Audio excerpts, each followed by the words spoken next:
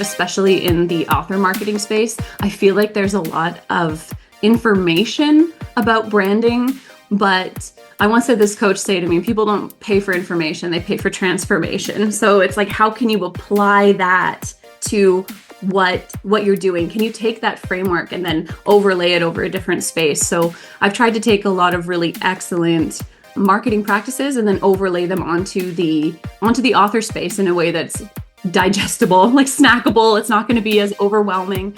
And the positioning statement is one of those. Welcome to the Stark Reflections on Writing and Publishing podcast. There has never been a better time for writers. More information, options, and opportunities are available to you, but navigating these requires insight. Join Mark Leslie Lefebvre as he draws upon more than a quarter century of experience as a writer, a bookseller, and a trusted book industry consultant to explore and reflect on the writing and publishing landscape to help you make informed choices on your writer journey.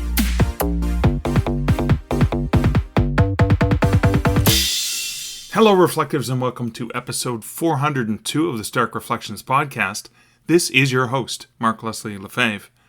This episode contains an interview with Laurie Cooper, an award-winning speaker and an author coach and marketing expert who helps fiction authors go from struggling, feeling invisible, and not knowing what to do next to finding and connecting with their ideal readers. We talk about the business she launched in 2013, her course, The Visible Author Method, and so much more. And that's coming up later in this episode. But first, a word from this episode's sponsor. This episode is sponsored by Toronto Indie Author Conference. Are you an independent author navigating the complexities of the publishing business? Do you dream of transforming your passion for writing into a thriving author business? Don't miss this opportunity to immerse yourself in the world of Canadian indie publishing's first author business conference. And it takes place in the heart of downtown Toronto, Ontario, April 26th and 27th, 2025. I'm honored to be among the speakers and presenters at this conference, run by international best-selling author Tao Wang. Other featured speakers include Becca Syme, Laurie Cooper, and J.M. Frey. This is the conference's second year, and even if it's only half as good as it was the first year, I know it'll be well worth your while for fantastic content and awesome networking opportunities. The schedule has been posted, and you can check it out and register over at torontoindieauthorcon.com. I am going to pass on sharing comments for this recent episode, but with a huge thank you to the many comments and messages I've received about the last few episodes. I'm also not going to share a personal update because I am so behind in all the things. I am desperately playing catch up. I've spent the last couple days just doing that, and I'm behind, so I just want to get on with getting this podcast out the door. But I did want to pause and say a huge thank you to those patrons who support this podcast over at patreon.com/starkreflections, as well as my coffee buddies who enjoy coffee with me over at buymeacoffee.com/markleslie, and a hearty welcome to new patron Aaron Fors. Aaron, thank you for becoming a patron and joining the awesome team of folks who support this podcast. I'll be sending you some info on how to access the special additional content and audio feed, and I hope you enjoy all that extra content. And again, a huge, hearty welcome to Aaron Fors, and a huge thank you to all of the patrons and coffee buddies who support this podcast at patreon.com/starkreflections and buymeacoffee.com/markleslie. Your support means the world to me. But you know what also means the world to me? Getting a chance to chat with awesome folks like Laurie Cooper. And that's what you're going to hear right after this bumper.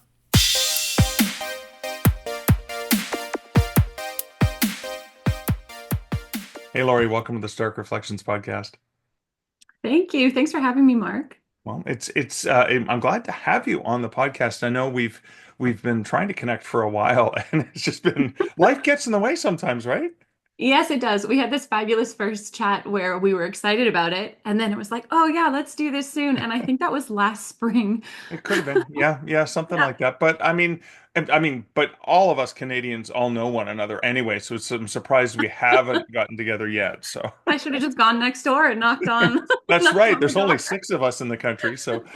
But, all right, so let's get into your background. So you are, I guess, would you call yourself a coach, a mentor, I a call myself a marketing expert? marketing coach. Oh, a marketing coach. Okay. Yes. Now, how did you get into that? Were you always in marketing, or were you in writing? Where did the origin come for that? I feel like many people in this space, I started off on a totally different career path, which seems to be something that I hear a lot of. But I was actually headed into a master's for international security and critical infrastructure.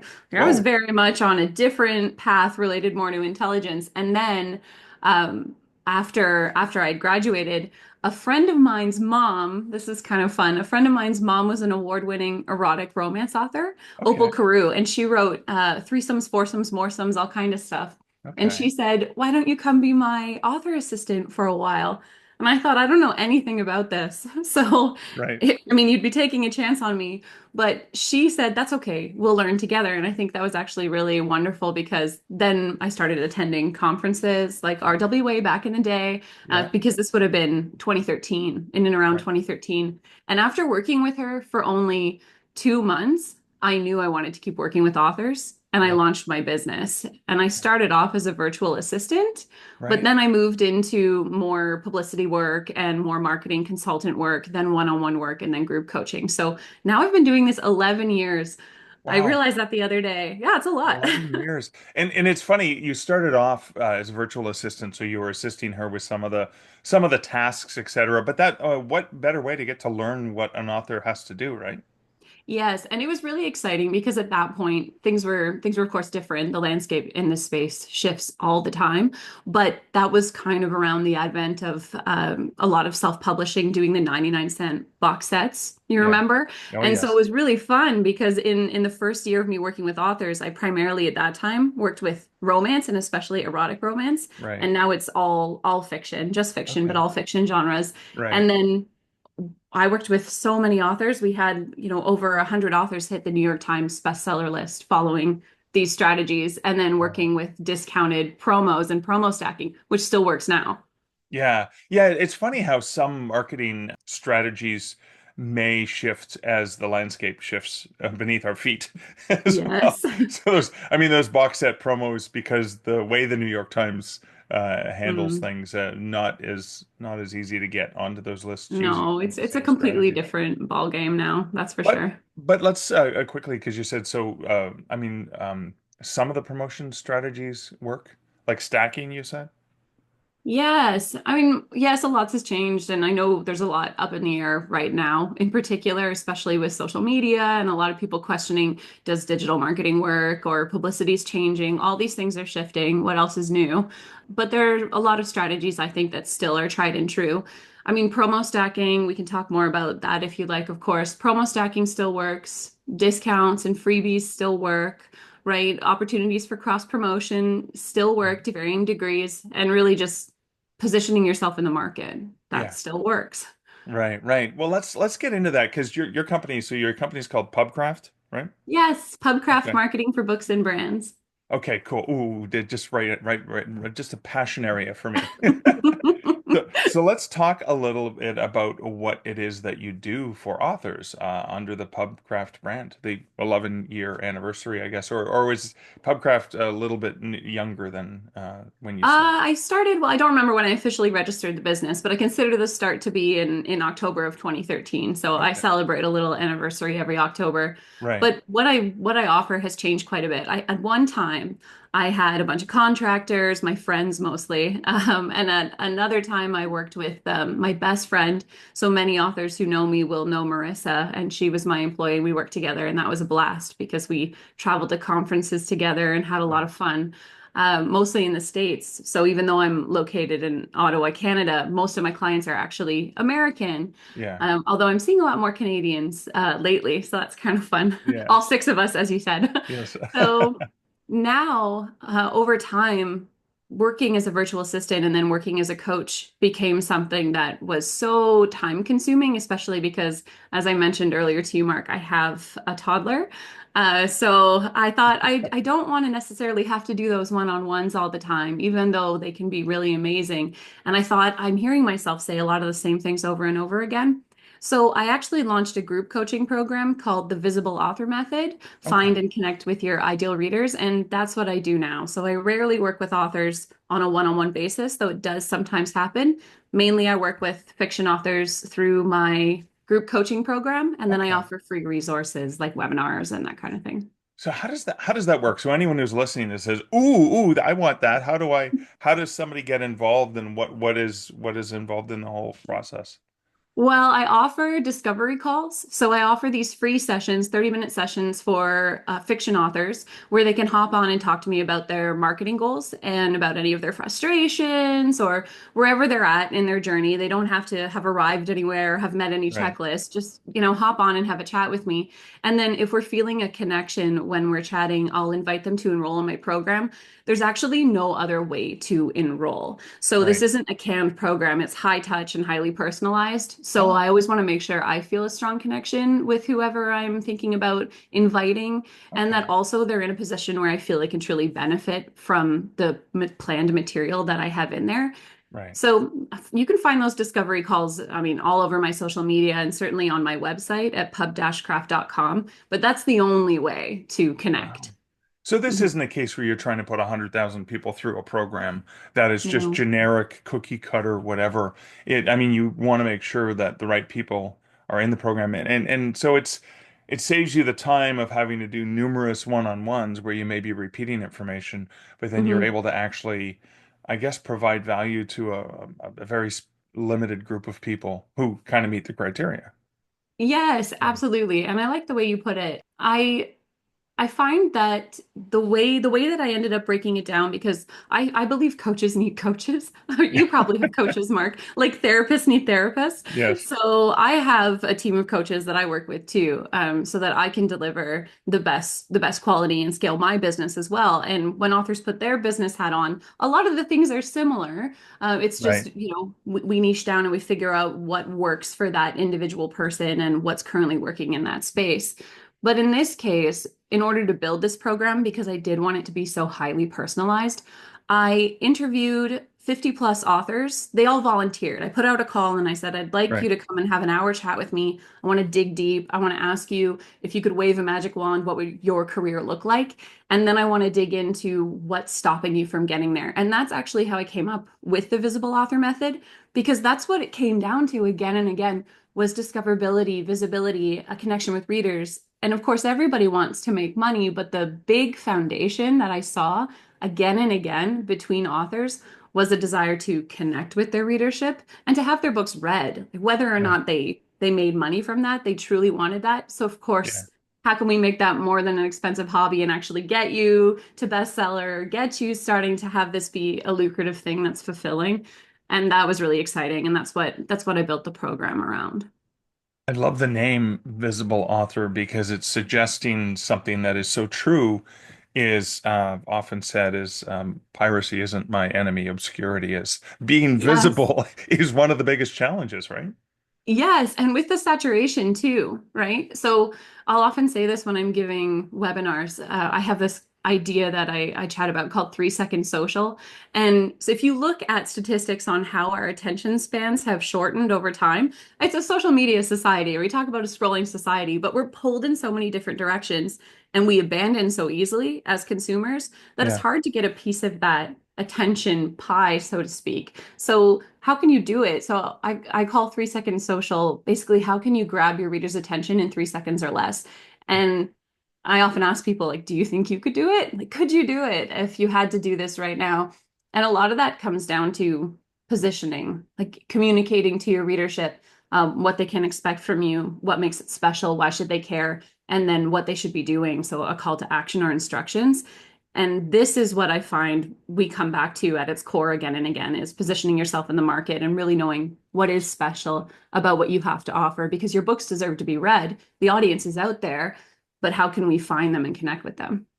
Yeah, and that leads me to ask something that I saw in either on your website or in one of our communications, is that audience is, and you talk about niche a lot, right? You talk about niching. Was it niching your audience, niching down in branding? That's what it was. Sorry, Yes. I made a note of that somewhere. Yes, niching down and branding. That's at the core of pretty much everything that I offer. And it's also, I we were talking about the program before. I wanted it to be something that was highly personalized, but I also wanted it to be something that was accessible, whether an author was just working on their first book or doing a refresh in their career, or Right. if they were more seasoned, and they were looking for how do I get some traction? How do I grow this? And so I created a course component of it that has 8 modules that gives people a baseline so that we're using the same vocabulary when we're talking to each other so that we're all understanding that we're at least at the baseline level on the same journey. And then the customization comes through these weekly live support sessions that Right. we have. And it's in there where we come back again and again to module one and again to niching down and branding. Because I think that probably the most valuable and also the most, I always call it an emotional labor, the most taxing part of the program and of any marketing is when you're doing your positioning. Are you familiar with a positioning statement in marketing? Have you ever had to do that or write down that? Somewhat, but yeah, please Yeah. relay that because you'll probably say it way more elegantly than I ever could imagine. I like this. I like the flattery too. More, please. That sounds good. Well, a positioning statement, and I went to grad school for marketing management. So I've done this until, I'm blue in the Yeah. face. It's just if you work in this field, you end up having to write it. But a lot of people will call it different things, or especially in the author marketing space, I feel like there's a lot of information about branding, but I once had this coach say to me, people don't pay for information, they pay for transformation. So it's like, how can you apply that to what you're doing? Can you take that framework and then overlay it over a different space? So I've tried to take a lot of really excellent marketing practices and then overlay them onto the author space in a way that's digestible, like snackable. It's not going to Right. be as overwhelming. And the positioning statement is one of those. So it's really about identifying your frame of reference. Like if you are a certain type of author, what are your genre? What are your categories? What are your tropes? Supporting keywords, that kind of thing. And then who's your target audience? How well do you know your readership? How well can you be reader centric or go where you're supposed to be? Air quotes around that. And Right. then from there, what's the support for that? So, we think about this like the unique selling features of it. So what makes you different? What sets you apart in that space from reading any other book? And I think this is where the emotional element comes in because as creatives, we're so attached to our work, but then sometimes it's also kind of hard to read about yourself or write about yourself. Like I Right. can't tell you the number of authors who say, "Oh, I can write a book," but if I have to write like a pithy little statement or something for copy, or if I have to write about myself, it's an entirely different animal. And truly, this is digging down and saying what makes it special, what makes it resonate, what's your promise to your readers, and how are you growing that relationship and delivering on it again and again. And that's what the heart of the positioning statement is. And we build everything off of that. Right. It's the foundation. So how do because this is a huge issue with authors. Yeah, most authors would rather just write another full book than try to write marketing copy or whatever that little thing is. Yes, I agree. How do you get an author to change or adapt that mindset so to help them with that aspect? Because that seems to be one of the largest hurdles is, oh, I Mhm. can write. I can't write sales copy or I can't market myself. I can market you. I can market Yeah. her or him. Mhm. How do you help authors with that? Yeah, I completely understand because it's easy to be so close to something that it's hard to pull out the different puzzle pieces that are going to make it connect with somebody else. So looking at someone else's work and then being able to offer feedback is often a lot easier. But the good news is, I mean, when you're working with a coach, you have that, right? You Yeah. have that highly personalized feedback and that hand holding and accountability. But I think that the key thing here is not so much that that you have to change who you are. Um, it's about a reframe for thinking about how marketing is necessary in your author career. And increasingly, it's something that people understand that they can't truly offload, or they can't truly Right. expect it to be cared about as much by someone else as they care about it.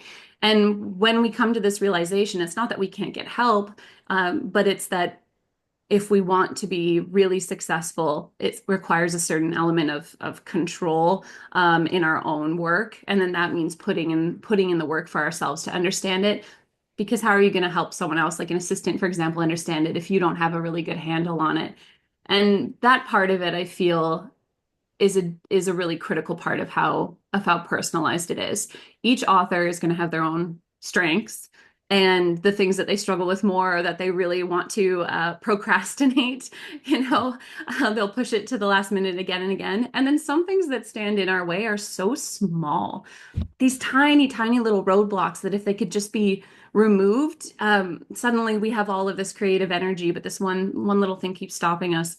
So being able to dig in and to analyze each person individually and then help them to get over the hump for each of the roadblocks that they encounter, that makes a big difference. And the reframe on understanding that the marketing, once you once you understand the best practices and you understand how you can build a repeatable system for yourself, then it simplifies your marketing. And then you can spend more time on writing, which is the difficult balance. You want to be spending Yeah. more time on writing, but it's consuming. Oh, yeah. So you said a phrase there that really intrigues me, and I want to understand this because repeatable process, Hmm. personalized repeatable systems was also a term I made a note of earlier. Thank you. How does one discover like the right? So, The right system. pushing on the pull door, like that Yeah. repeating that system is not going to work. How does one find the right repeatable system? I mean, the answer nobody wants to hear is experience and trial and error. But Okay. most often that's the way that it is.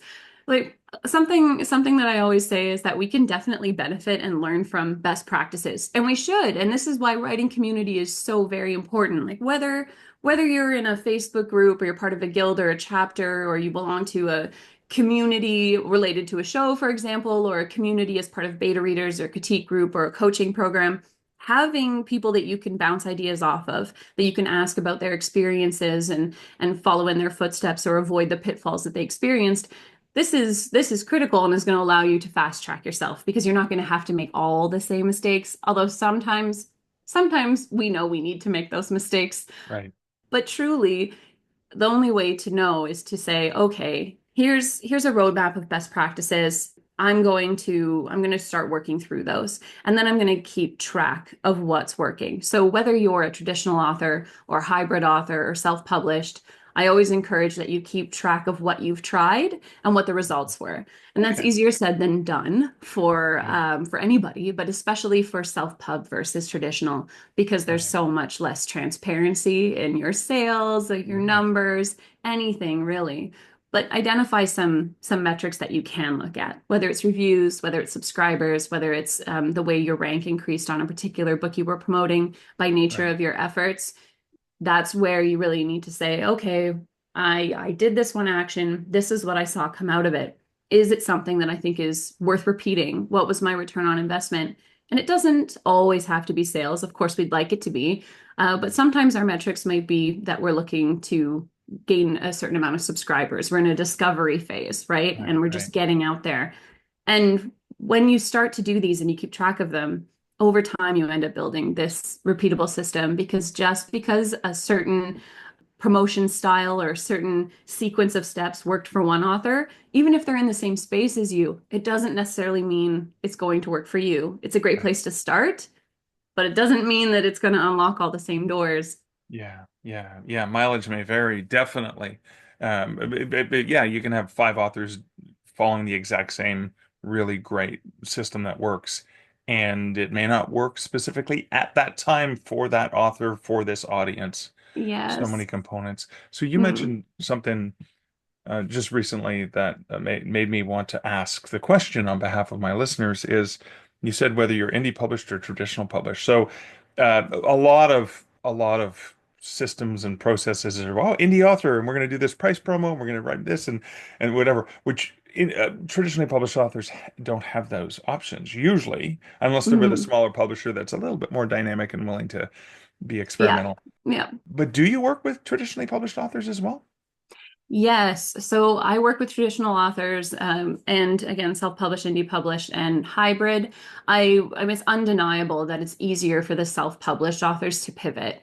So Right. it's easier for them to take more control of their books and be able to look at their data related to any of their sales. Right. But at the same time, that's not to say traditional authors don't have a lot of options in front of them for marketing that maybe they didn't know about or hadn't considered, because it's a very common story. I mean, there are great, wonderful success stories, obviously, but it's a very common story to be with a traditional publisher, and to not have the level of marketing support that you initially hoped for. Right. Or So believed existed. yeah, or believed existed. I know, I know. The dream is there, but the follow through isn't always quite the same. So, it's wonderful, especially there are lots of publishers that are very supportive. And sometimes, I've even offered to clients of mine who are traditional, if you'd like to get in touch with your publisher and you want me to help draft an email that you can then look at in your own voice and send, then I'd be happy to. Or I've met with different in-house publishing teams as well in order to try Yeah. and get them to follow a promotion. I had the pleasure of working with a Harlequin author who was celebrating her 100th book release, and Wow. she really wanted to grow her readership and to get new eyes on her books, but her list had been saturated. She had a fabulous list, but it had been saturated. Everybody had read her backlist. So I was strongly encouraging like a strategic discount and let's put some promotion with it. And it was something that the publisher just didn't do. But after a while of back and forth email correspondence, we were able to make it happen, and it was wonderfully successful. And it was something that even the publisher got back and commended me on and commended her on and all of the efforts. And a lot of the time, a lot of the time, what we think is the case may not necessarily be the end of the road. Just Right. open up that dialogue with the publisher. But if it's a hard no, and sometimes it is, there are other things that you can do in order to take more control of your marketing as a traditional. Although I think, yes, it is undeniable that self-published authors will be able to do more and faster. In the digital spheres, especially, Yes. whereas potentially wanting to do stuff in physical brick and mortar stores may be way easier when they have a traditional public. Yes, yeah, pros and cons for both, right? I mean, Yeah, that's the thing. It has to be something that's fitting for the individual author. And yeah, that's why sometimes the hybrid approach is what's best. Like it really yeah, depends on that yeah. author and what their goals are and where they want to see their books. Wow. So it sounds to me like you have cohorts. Is that a good thing to talk about, cohorts of people moving through the program? How long? Yes. How long is that? Is it like 8 weeks? What is the, well, like, so if somebody's listening to this now, whenever this comes out, probably in early 2025 sometime, Mhm. that that there's certain start and end periods for these cohorts. Is that how it works? Well, actually, initially that was the way that I had launched the visible author method. I did intakes, and then we did kind of an 8 week period, but I don't do that any longer. I Ah. can cite motherhood for that one, and as I told you, I also look after a family member, and my aging grandmother. So I had to become more flexible, and everybody can relate to having to pivot to accommodate the way that life happens. So now I actually accept people on a case by case basis. So enrollment on the program is always open. It just Oh. depends on whether we feel a connection and whether it's the right time for you. And Oh. then once you're in the program, it's lifetime access. And not just lifetime access Whoa. to the component that's the course or the private Facebook group community, but also lifetime access to those weekly live support sessions. So once you're in the program, as long as I'm around, as long as I'm in business, we meet every single week to have a live support session to work on your business. Oh, wow. And so that is very personalized. I mean, Yes. I have to ask if I'm allowed to ask. I mean, this Yeah. sounds like it's going to be really expensive. So what are the price ranges, or how does this work in terms of the cost for the author? Well, my price has changed over time. Yeah. So typically I don't reveal the price until I'm on a call with someone. Fair enough, fair enough. Okay, so However, then I can retract that question. yeah, but I will say that because it is a one time fee, that Yeah, of yes, it's a higher priced program, course, but yeah. that's something that I acknowledge is that every single author, just like I mentioned that life happens. I mean, you might not be in a position where you can pay that all at once, or you might not be in a Right. position where, you're going to be able to break it down in the way that maybe the is desired of the program. So I do allow custom payment plans and really anything that Oh, works for you. So I if you like know that. what your monthly nut to crack is, then let me know and we can work it out. Oh, I love that. I love that it's very flexible in terms Yeah. of working with the authors independently. So for anyone who is interested, what is the best place to go? Go to your website, check out some of the resources you have, and then try to schedule or book a consult? Yes, absolutely. So you can go to my website at pub-craft.com and then you can read about me. You can take a look at some of the links I have there to join Facebook groups that I have that offer free resources. But I'll give this to you, Mark. I also have a Calendly link where I offer the Okay. little 30-minute author sessions. Oh, And thank so if you. anybody would like to chat with me, the best way truly is to get on a call with me and then we can get a real sense of each other and where you're at and then we can Yeah. go from there. Cool. And I'll include that Calendly link in my show notes. Thank you so much. I Starkreflections.ca. appreciate it. So we know where to find you. So it's pub-craft.com, and there will be a link to that. Yes. Thank And you you. said there are resources available on the website as well. So for those, I'm going to get the tire kickers and the curious who are not ready to commit but want to check it out, they can still go there and probably find some resources there too, right? Yeah, absolutely. And in fact, why don't I'm going to grab a link for you here. I actually put out an exhausting, what I call Laurie's exhausting book launch checklist. Ooh, And I this love was that. because I know I got a lot of feedback on the title that it was appreciated. Well, at least you're Um, being honest, right? It's not a yes. simple three-step This checklist. this will make you tired just looking at it, like guaranteed. Yeah, But I yeah. found that there were some common steps, and whenever I worked with a client, we'd move through a launch checklist that I had created, and each time I worked with someone, I found myself adding things, massaging things, taking things out. And then I thought, wow, this is really long and really overwhelming. And so I wasn't quite sure what to do with it. And it seemed to make more sense to sort of deliver it piecemeal over time. And then I thought, nah, they can handle it. So I put out this exhausting book launch checklist. And by popular demand, I also made a printer-friendly version. Oh, And there's that's the link to that. thank you. Um, Also, just for your listeners here, Mark, and as a thank you for inviting me to come have a chat with you today, I do have sort of a secret resource room on the I know on the Ooh. Pubcraft website. So I'll give you a direct link to that as well. And anybody who truly wants to go and check out what kind of resources there are and benefit from some free consulting and some help, they Oh, can cool. absolutely go there. Oh, thank you. And I'm allowed to post that Yes, please to go my ahead. show notes at Stark Reflections. I'd love for Oh, you awesome, to. awesome, cool. All right, so thank you for all of those amazing resources and an inspiring chat. So, just for anyone who's just listening as an author and just worried about their own marketing or worried about those next steps, you've worked with so many different authors. You've interacted back and forth, you've listened, you've helped, you've advised, adjusted. What's some Yes. generic info that you think that maybe isn't often shared, but maybe it's something that you like, I wish more authors knew this. So maybe Hmm. save them some time and pain and Yeah. hassle. I would say that's a good question. I would say the first things that come to mind for me are a repeat of something I mentioned earlier, which is three questions I think you should always be answering for your readers. So anytime that you have a touch point or an interaction with a reader, whether that's through social media or your website, or if you get the opportunity to do a podcast interview or anything like that, um, always be answering for your readers. What can they expect? Why should they care? So again, what makes it special? And what should they do next? And statistically, when you tell people what they should do next, where to go, they provide links, that makes a massive difference. And it's so often overlooked. It's easy to think, oh, well, that's obvious. But the elusive obvious is a pretty key thing to include.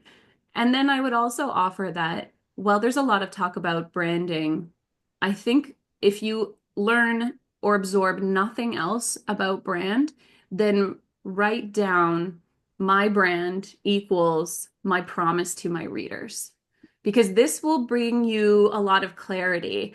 It really will. I mean, I can see that you're reacting to that. That pleases me. This, I think, will bring you a lot of clarity and will give you a place to come back to, a path to return to when you start getting all creative or deviating or thinking, oh, I should do the next hot thing or chase that trend or whatever. Come back to what the promise to your readers is, because your brand is truly the relationship that you have with your readership, built on that promise. And if you deliver on that again and again, you will learn over time and you'll adapt over time to whatever's timely or relevant in this space, what's going to work for you to build your community. But if you're true to that, then you've got the crux of what it's all about. Oh, that is fantastic. Thank you. So, very, very last question I'm going to ask is, okay, so my listeners, what should they do next? Where should they go next for more? I love it. You're listening, you're learning. This is great. Yes, please go to pub-craft.com. Check out the materials that I have available there. Book a free meeting with me. I would love to chat with you. I'd love to talk about wherever you're at right now. Again, you don't need to be anywhere special. You don't need to have checked off any boxes. You just need to come with an idea of what you're hoping for, and then we can work on it together and figure out the best path forward for you. Awesome. Laurie, I'm so glad we had a chance to hang out together. Thank you for hanging out with me and with my listeners. Thank you so much, Mark. I appreciate it. There are a few things I want to reflect on from the interview, but I'll limit it to two. The first is something that Laurie says, which is the concept of just because a process or a sequence of steps or procedures, just because they work for one author, doesn't mean those exact same things will work for another author, even if that other author is operating within the same space, the genre, similar titles, etc.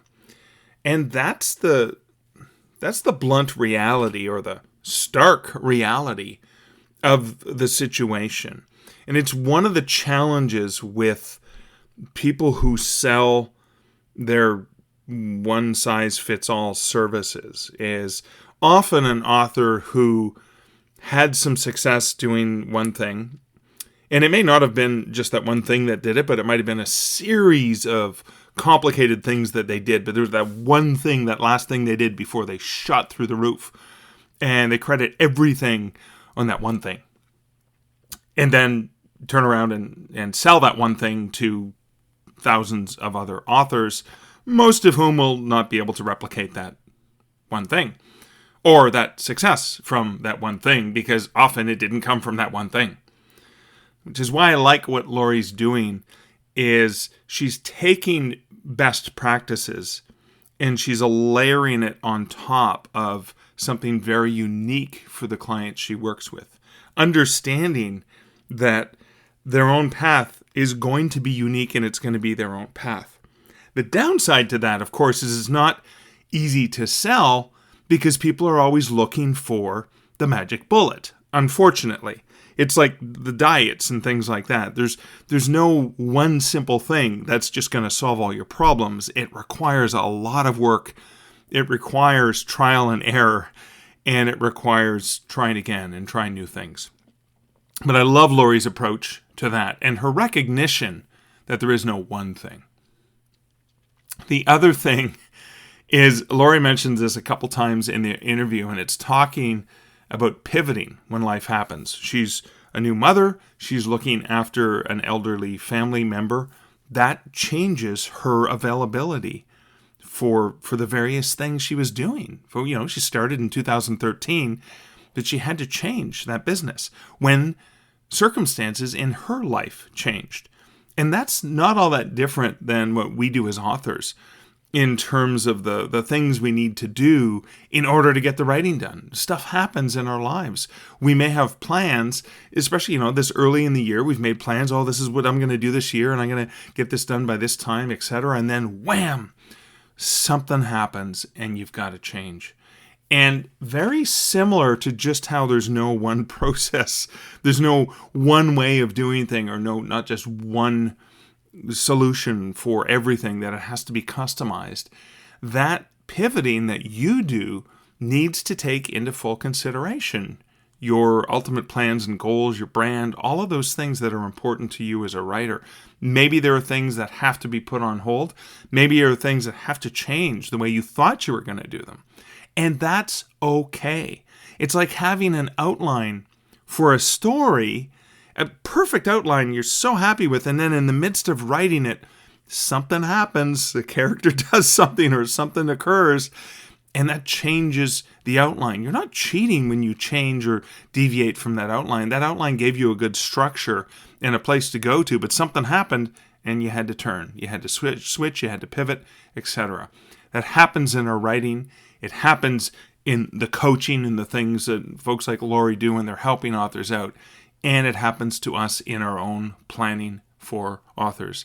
It's okay to make a change. It's okay to look at the circumstances once you get there and realize, oh, I didn't really have a full concept of what this was.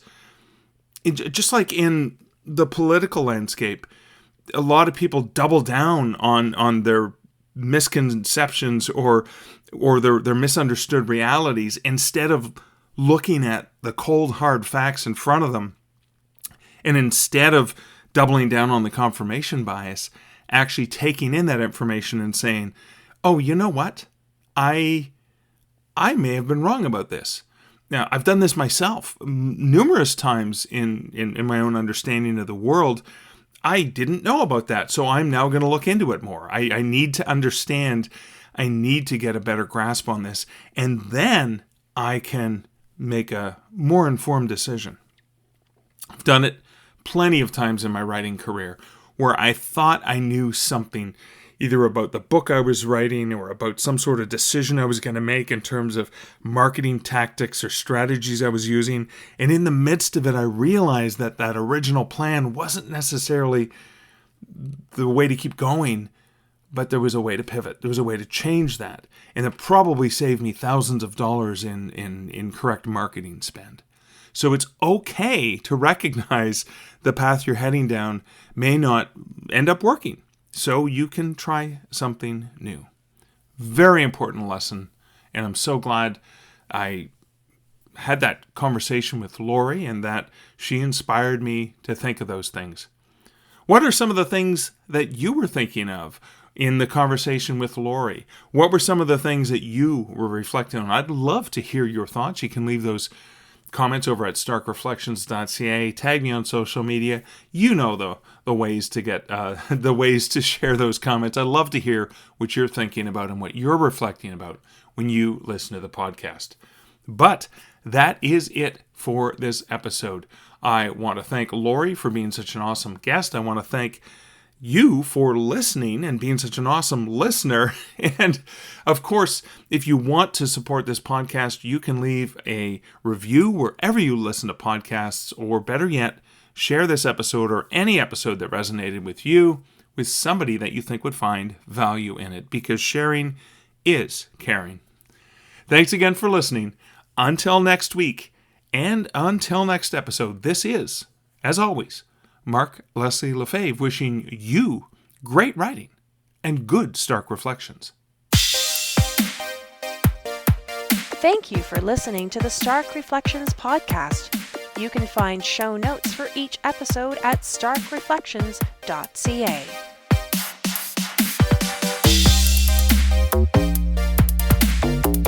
The music for this podcast, Laser Groove, was composed and produced by Kevin MacLeod. Check out more of Kevin's great music at incomptech.com.